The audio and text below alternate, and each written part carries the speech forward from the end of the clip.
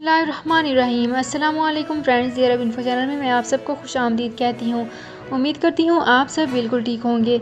आज की वीडियो में हम बात करेंगे सऊदी अरब में वैल्यू एडेड टैक्स के बारे में। इसकी तमाम तर डिटेल्स आप लोगों के साथ आज की वीडियो में डिस्कस करूँगी। लेकिन उससे पहले आपसे एक छोटी सी रिक्वेस्ट है कि अगर आप हमारे चैनल दी अरब इन्फो पर नए हैं तो हमारे चैनल को ज़रूर सब्सक्राइब कर लीजिए, वीडियो को लाइक कर लीजिए और वीडियो को लाजमी से लास्ट तक ज़रूर देख लीजिए। बेल आइकन को भी प्रेस कर लीजिए ताकि हमारी हर नई आने वाली वीडियो का नोटिफिकेशन सबसे पहले आप तक पहुँच सके।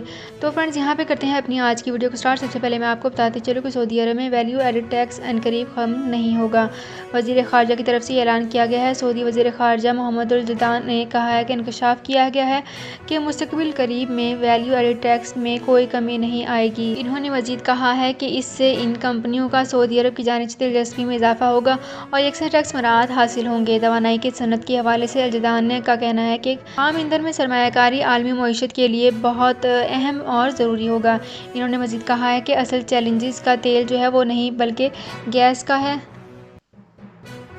इन्होंने मज़ीद कहा है कि असल चैलेंज तेल का नहीं बल्कि गैस का है और इसकी सरमायाकारी में किसी भी तरह की नाकामी तवानाई की बड़े बहरान का सबब बन सकती है।